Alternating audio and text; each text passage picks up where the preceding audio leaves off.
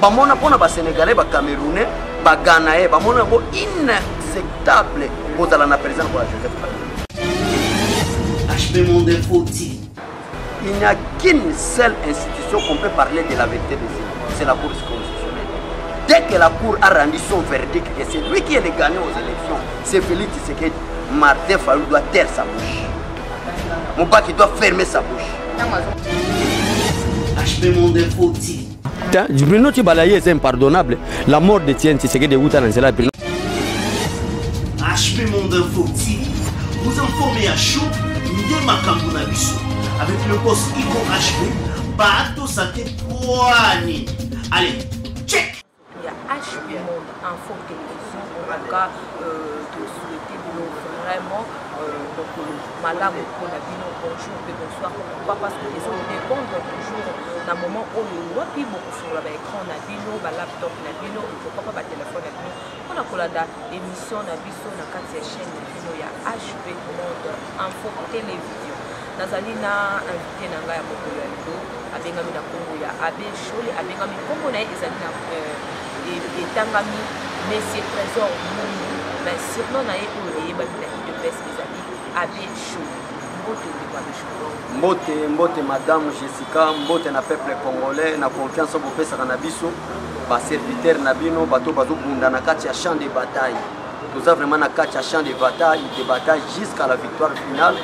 Mbote na bino nyonso wana nazomona mama nanga Chantal Alphonsine Mbululu Kadi, mama Angèle Mpumbu, Marie-Claire Chango, président Chigito Mouchachino, papa Nick Mukamba, donc vous allez vraiment très nombreux, papa Joseph Kamuna Mousso, Dana mama Florence, na Los Angeles, mauvais Constantin Seleki, vous avez vraiment belé, madame Vicky Mbouibea, mère double vraiment, biso yobana nabino, baleki nabino, bandeko nabino, ba grand frère nabino, na champ de bataille jusqu'à la victoire finale.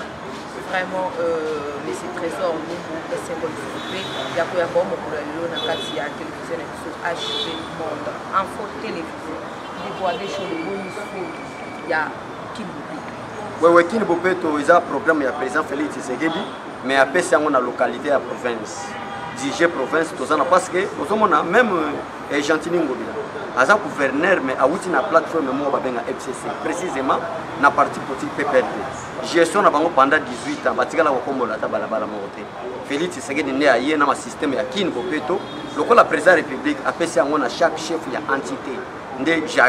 Gentini Ngobila, mais façon à ça, na boule vraiment président de la République a azo sala ngana na ba façon oyo bazalaki na ba négligence na sera président de la République alingaki amemango na façon ni amemango ndenge Bruxelles ezalaka ndenge Paris ezalaka tous les princes de la ville de Kinshasa sans zélo sans likas. Est-ce que le président a pesa ki mbongo mais tout na yazo sala ngoto ya pamba asala mbongo eza même na ba partenaire extérieur o ba ya pona soutenir ba biloko bo osomona te makambo président mo azo gérer ndenge azo kende liboso osomona te guerre na est ndenge bazo pakata osomona te gratuité enseignement ndenge azo chambongo.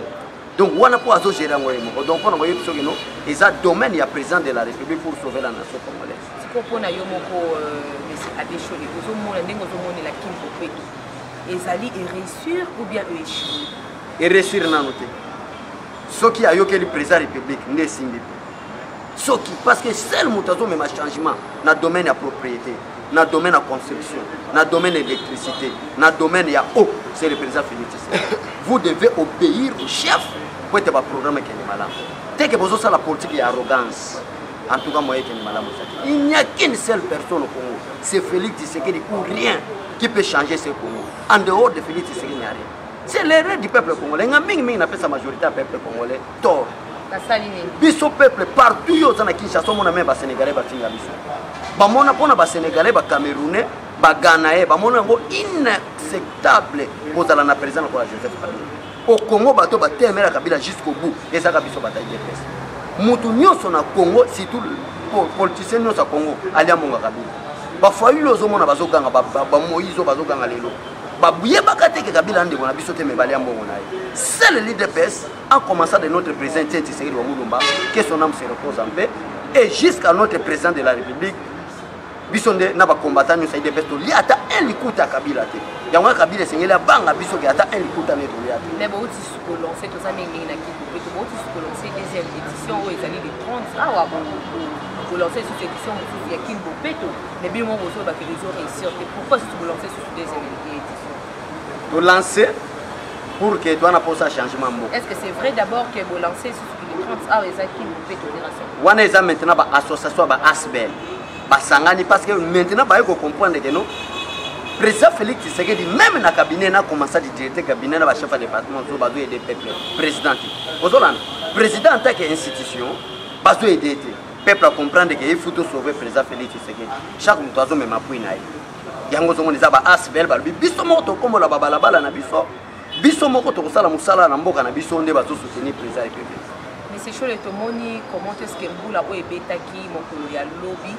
Comment est-ce que Ebomi bat plus ou moins 80 personnes bakufi bande ko na biso batiki biso ba papa ba kei bana batikali ba orphelin ba papa batikali sans bana mabota etikali vraiment na kolela ebele manque ya ba caniveau manque ya propriété manque ya contrôle ya suivi ya kingo pe vous c'est que mon petit peuple congolais passe te makambo na ko mata na Paris wana ba mfona lo bana mo atomo wasi ko batwa mona vraiment que to ana souci na ngo ebele na motema makambo wana isalma na Paris isalma na États-Unis bango kutu na niveau libanda mboka na bazamba pela moto ka boisaka mutapelisa moto pour sentir moto ezoya bango ifu ba kumba donc ezana ngo ba nature moko ba domaine moko naturel mais problème ezaka ndenge to perdre ba ba me condoléances na ba famille na bango ndio kenda komona appui ya président république akepo na soutien na bango donc tozaka na fatia ya soutenir bango pona walba ke peuple na ba perdre voilà présence ya président de la république le président Fachi era komi kuna pona ba yo wana solution et salut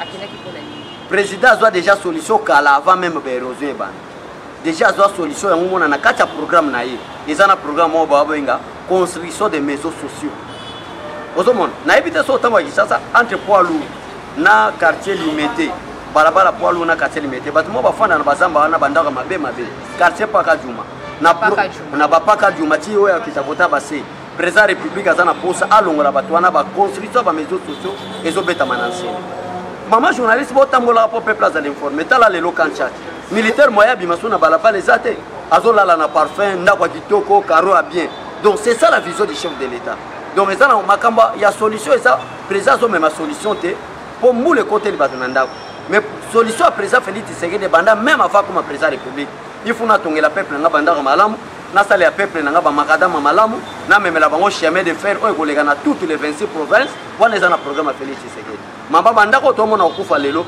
des inzebele to mona ngo surtout tomoni monsieur Valentin Mubake comment est-ce que apesi la muka a raison alors il faut que il fallait qu'on mette ma élection na vérité des urnes avis na ezali te Mubake ozomona na taille na ye akosala makamba batamine nete na ebite sokuta na Mubake na eloni mais ça opinion na ye il est libre mais opinion faut tala taille nanu tala na taille ya Mubake makam aza mutu mo batmo bataille mo ba raisonnera mabe trop et wana ezali kamu ya opinion apesi opinion ne veut dire on a bateau basa ba faire démocrate balobani la démocratie n'est pas la liberté n'est pas libertinage il n'y a qu'une seule institution qu'on peut parler de la vérité des îles c'est la Cour constitutionnelle dès que la Cour a rendu son verdict que c'est lui qui est le gagnant aux élections c'est Félix Tshisekedi Martin Fayulu doit taire sa bouche Mubaki doit fermer sa bouche tant azomona makambo ezoleka bien te bazalaki na bango na raison Valentin Mubaki apesi la muka raison yango tomoni déjà FCC na IDPS boyokani ezali te ekomi FCC elobi boye IDPS elobi boye moi kitazali na raison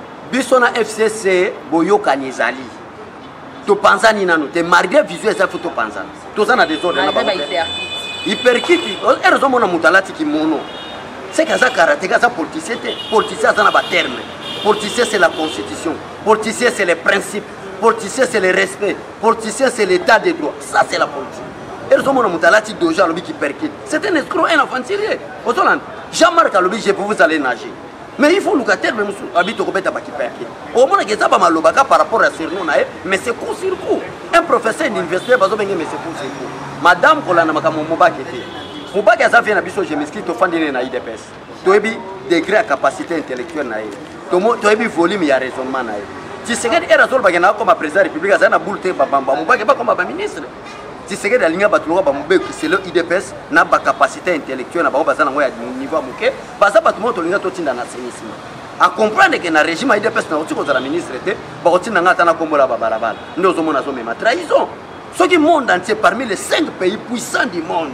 bazo benga Félix Tshisekedi l'air confrère mais qui est Mobaki même na niveau taille na leki na moulay même na niveau raisonnement na leki alors Mobaki pourquoi on me met dans domaine ya ba politicien quelqu'un qui n'est même pas politicien quel est son parti politique atika muta ba déclaration asa la politique soit sa populaire donc au moment que non ezaki batu moko association batu moko boye ko ba yina président Félix Tshisekedi OK président Félix Tshisekedi ko yini ko kutana biso ba bechole ko kutana ba président parlement debout to ko telemela banda lelo tilobi d'ailleurs nga ko nana créer asbel moko Fati Umela ko ko beta 30 ans jusqu'à ce que tout le monde a discipline politique ko tinambo finalement politique est commune na kati ya politique to commune na ba hyperkit na kati ya politique to commune na ba konager finalement politique est commune blague est commune konager pourquoi Jean-Marc Alobi konager parce que biso na IDPS nous avons des arguments pour le peuple congolais de comprendre que la lutte de l'IDPS est comparable de sortir des enfants d'Israël biso na IDPS to comprendre tout le monde que la lutte de l'IDPS est sainte ozolanda madame pourquoi Pharaon t'a libéré bana Israël atikala kana ndako madame azoli azosepela mais jour où azo qui intention il y a pour poursuivre le peuple qui a été déjà libéré par Dieu des jours où on a mis rouge mais là Pharaon et puis sur le coup nous sommes des envoyés de Dieu à l'IDPS pour sauver la nation congolaise et son peuple de comprendre que la lutte de l'IDPS est comparable aux sorties des enfants d'Israël nous avons dit que Pharaon le coup la coupe en mer rouge pour sauver Kabila na FCC to FCI pour la konager pour mieux tout ça bon et ce n'est pas de l'hypocrisie tout ça en alerte pendant Jean-Marc Kaboun dans la qualité de président parti Augustin Abouya secrétaire général et tous les combattants de l'IDPS tout ça déjà en l'air tout ça quand je vous ça va pas au moment biso to longwa tina kinga mais toi qui to kenda na coalition pour respect de la constitution l'article 78 le président nomme le premier ministre ainsi que les membres du gouvernement au sein de la majorité parlementaire ça c'est l'un des principes constitutionnels dès que le président de la République a violé en qui est nommé par membre du gouvernement, dans le premier ministre au sein de la minorité, c'est la violation constitutionnelle. Pour appliquer la constitution, nous devons former une coalition. Il y a une coalition FCC Cash. Mais qu'est-ce dit encore la constitution à son article 48? Au cas où il y a une crise persistante entre le gouvernement et l'Assemblée nationale, le président de la République peut dissoudre l'Assemblée nationale. Ça, c'est l'article 148. Maintenant, alinéa D de l'article 148 explique clairement qu'aucune dissolution ne peut faire l'objet après une année des élections du président de la République. Nous sommes le 24 janvier. Donc le 24 janvier, ceux qui battent Kabila, les gens qui ont Kabila Kabila malade à Motema. On a boulot na ezala ki keno, a reçu la Félix Tshisekedi coup d'état na 3 mois ou 6 mois. Ba meki ba coup d'état ba monique Félix Tshisekedi la ki ndoki makasi ko leka bango. Ki ndoki ya biso siwa bon Nzambe. Sali mais c'est Kabila examen bo moni na malade à Motema. Mais yo mona ki aloba susu bo ani akesi ki santé. Azoba malade à Motema. Souci ezokufa etaka mutakatara atika suke ko mebele makati rakati alongoli na tentira taki ya mandefa pembe. Bona ni souci ya pouvoir. Nenga la kaka baninga en Afrique je ne vous dis pas au revoir mais je vous dis à bientôt. Akanisa à bientôt on va au Félix Tshisekedi Alexis Tambwe Mwamba comme président intérimaire pour organiser l'élection Kabila Zongo. Mais Fati béton, tu as bien béton pour ba meki na ndenga mulili, ba meki na ndenga masasi, ba meki na ndenga poison. Fati a tout fait. Le 24 janvier pe yango yo ezoya.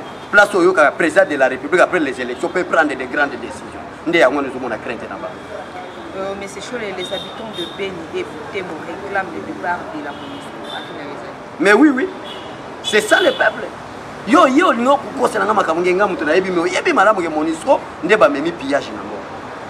Bazolia malamu, bazolata malamu, bazofuta bango malamu kaka na mbongo ezokuta na Congo. Alors vous voulez quoi?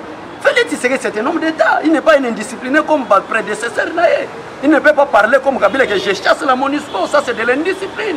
Vie des relations internationales. Félix Tshisekedi doit dire vous devez rester, mais vous devez changer maintenant votre mission. Au lieu mission Nabino Ezala, vous travaillez ensemble, mais vous devez venir seulement pour appuyer les FARDC. Donc, mission Monisco dans le régime Félix Tshisekedi apporter l'appui dans le combat au FARDC sur la Obetaba ADFNA. Bande konanga Beni, bande kwa Butembo. Donc, si on a ADFNA la zosala makambo pour baza ande bandade, baza ko kima neti na film. Si on a un massacre, on a un peuple après le départ. Madame, ce qui te fait na guerre, on a fait un béton, chef d'état-major, mal qui est déjà béni, pour la banquette, on a une liberté, libération totale, les autres comme dans l'Est pays. Mais bon, ça a bien calme, le président de la République a déjà pris dans nous. Donc, il y a un inquiété, exact. Pendant 20 ans, mon histoire, c'est un boka, pèse à la raté. N'a pas char, nous sommes dans naba arme lu nyos bazango kutu peut-être yo komona ngoko kwa kindo bat basomo na ndenge bashara Monisco zo kasa Rwanda zo kima parce que bazalangi tika gamé soko kanga ke Congo parce que azaki na appui ba multinationale et soutenu par la MONUSCO. Maintenant Dieu grand nous ces clair mettez mon ani na poisa on a testé bino que Félix a mon anza. Le FCC est en retraite politique à Kisson. Quelle est votre analyse? Na politique retraite ezalaka te. Bango ba ki retraite. Bakendaki conclave. Bino ne bozaka pour ça la politique avec émotion. Biso tisi. Mais bozo bakendaki Lubumbashi conclave et kuika boye. Et comme sur retraite. Na politique retraite politique. Non, retraite ezalaka domaine à ba religieux. Domaine à ba porter ça soit boké congrès pour ça les longs moko boye, soit boké conclave. Tant on m'a mutalo ba toké retraite. Ça signifie quoi? Retraite, il y avait des prières, tu as agent de prières. C'était la comédie. Écoutez, ceux qui battent qui battent mi balegi biso mayele balinga ba imposer Chadal le président. Et yango siko ba ke ko battre ma ko ba créer ba stratégie. Pas créer ba stratégie Fati président de la République avec la majorité populaire. Quelle stratégie va ça? Parce que quoi nous sommes battre stratégie politique est la raté. Politique est dans le domaine de capacité intellectuelle. La politique pénage est la raté. Pénage est la mais Pharaon en a jamais. C'était la politique la guerre. C'est biblique. Anajaka Tcholaka, Yomonaka Pharaon, Pharaon c'est Kabila, mais Pharaon Anajaka.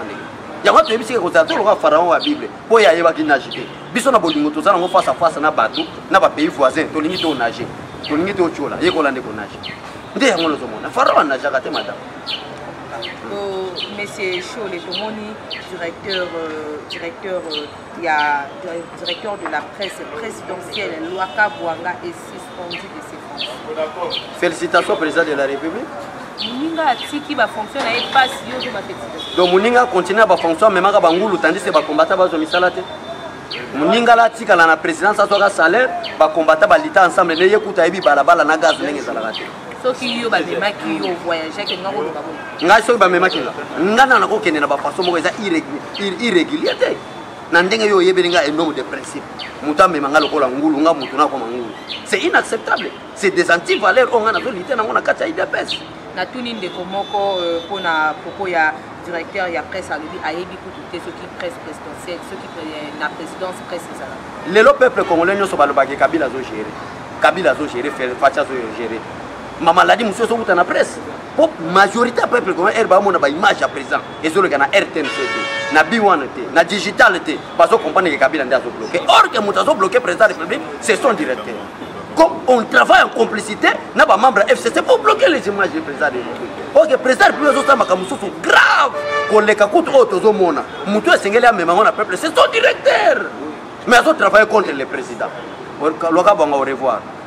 Bisoto yaki le jour où le président Jean-Marc Kabouz ayaki na aéroport Yanjili, l'équipe ya presse, biso soto zaki pour la kozwa ba élément mais tout ça qui étouffé. Pour la loi bon. Pour le département presse présidentielle. On va engager biso to luka misante bo biso kutuna bayoka sona ba pasa gili. Mission na biso ezali comment conserver le pouvoir en 2023. Tu as pressé pour na bolote. Pour na yebi ke bon mata bo kita facha ko nomenga na ordonnance présidentielle. Mais nous devons d'abord conserver le pouvoir que nous avons lutté pendant 40 ans. Oh, tu as un cabinet. Na que ça na cabinet ministériel. Ça c'est quelle bassesse. Na mona ngo bassesse mais par rapport à quoi politique na ko ngapel leader. Na ko bimisa même 3 millions na balabala. Gratuité en ce moment on était 3 millions ba maintenant. Na mona yaki bina plus de 3 millions. Et bon maman solo te batunyo so ba yebi ke parti politique etika li populaire c'est leader. Parce que yango zo mona zo profiter na bisa batu ke to na posa coalition te na 2023. Bobo ma coalition. Et bon, tu as une coalition nana. Et ça coalition. Bon, ça n'a été que ça par écrit. Par écrit nana. Bon, ça qui a osé qui verbalement. Nanani. FCC. FCC ça coalition parlementaire madame Poto bimisa gouvernement ensemble. Mais ils ont fait un caractère.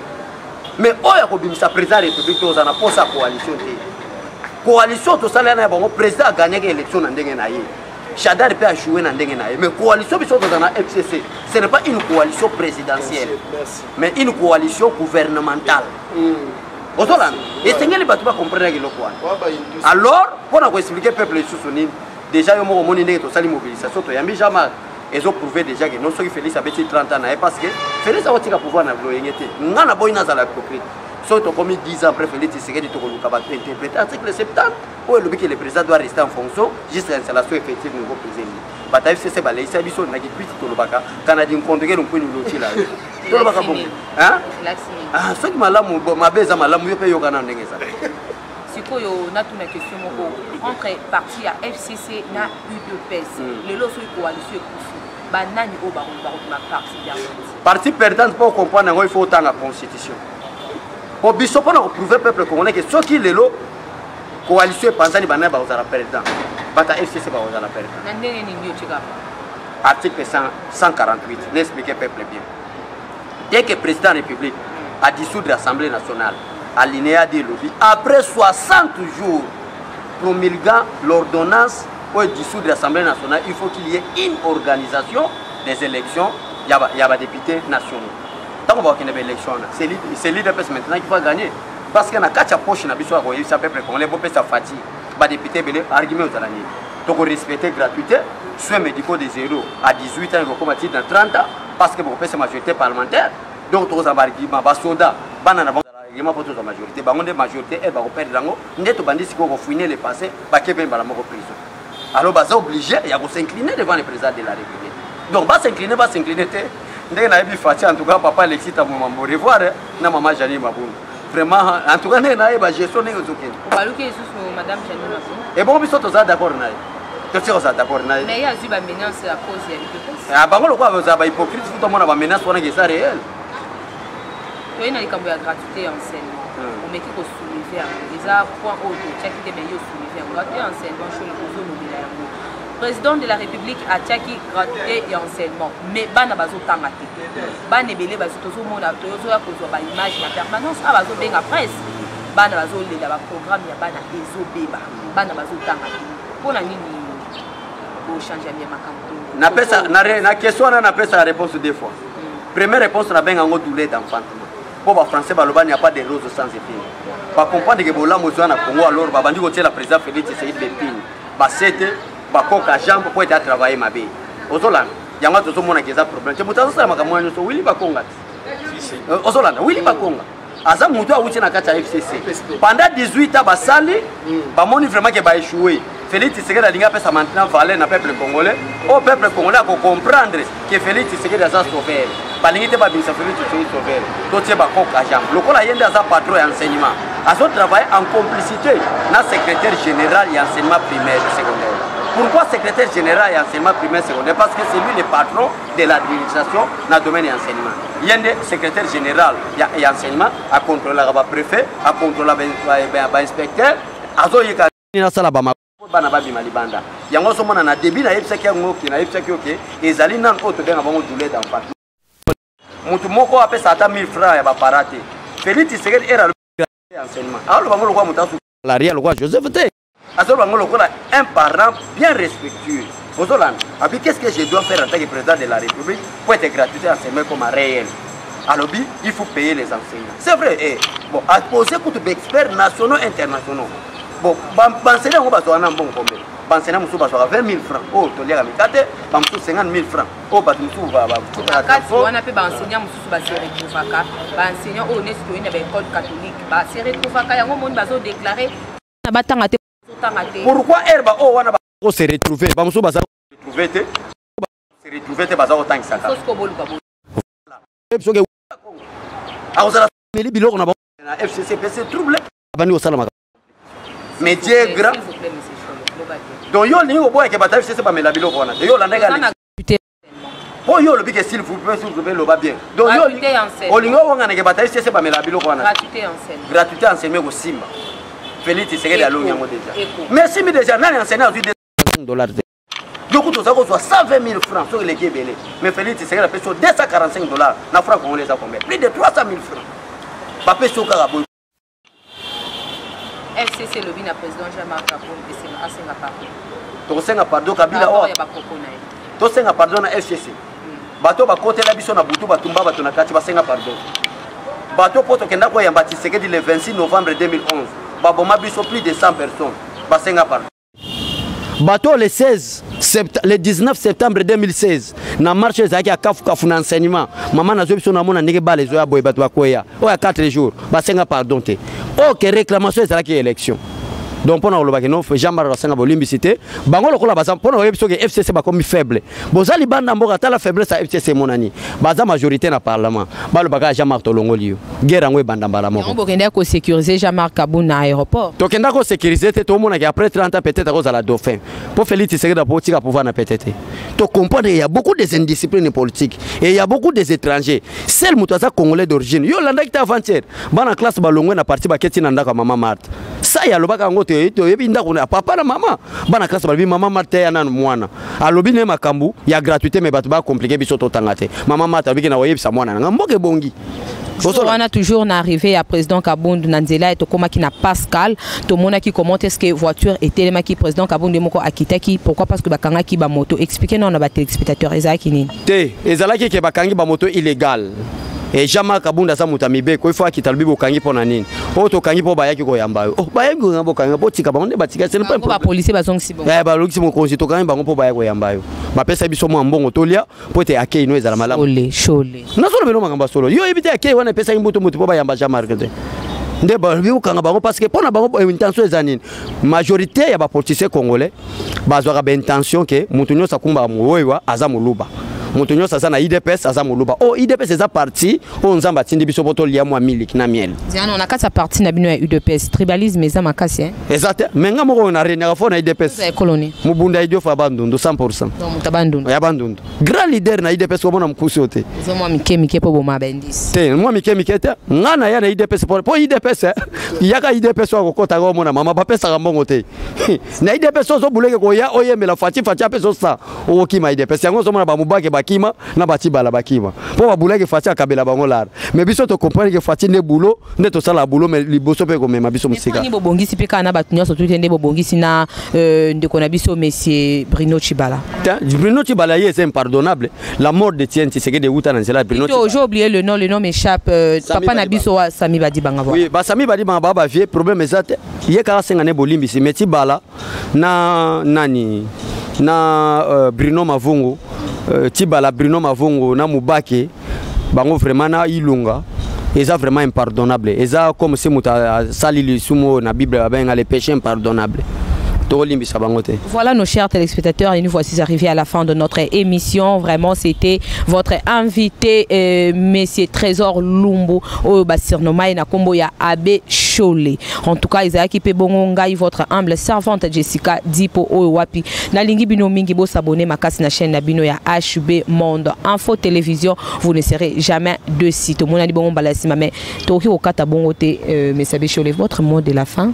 Na remercions na chaîne na ondengo ya parce que toi na posto mon lelo monde il faut ba remercier biso parce que net ba commissaire Félix Tshisekedi boy net ezala ki ka lamuka tala fatia za boy ba nomaye tala fatia boy biso to changer makamu na Fayulu na Moïse na Kabila to kundi bango net minito ka fati siko awa to lingi to matérialiser ngo kala te na kitabandundu so ina yoki muta konsoli lamuka na bandundu mama élection 2023 so Félix Fatia bimi premier na bandundu mobimate ya kotonanga et comme menace c'était mais toto so yoki muta lobby parce que batebele bakenda ko diaboliser Félix Tshisekedi ba papa na mama ba yebana te yo za journaliste investigation tanga ko mama Martin Fayulu na chaîne nayo to papa nayo ba question ezanga mitune so mon bien ba journaliste o monique eloko wana eza vrai donc aussi ba question ezanga mais eza simple la question ezanga émission ezanga mais ngana ko répondre papa Félix Tshisekedi comme Etienne Tshisekedi wa Mulumba mama na comme mama Marthe aza muta village Mupompa territoire Kabeya Kamwanga province ya Kasai Oriental afandi na limité résidentiel na avenue Petignas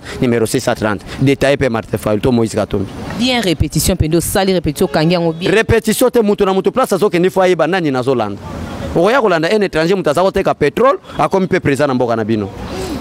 Vraiment nos chers téléspectateurs ezala kibongo Monsieur Trésor Lumbu Nangai votre humble servante Jessica Dipo tomonani bongo mbala ya sima restez branchés na chaîne na bino bo s'abonner massivement et vous ne serez jamais dessus. Au revoir et à la prochaine. Bye. HB Monde Info TV vous informez à chaud de makambo na biso avec le boss Iko HB bato santé poani. Allez, check.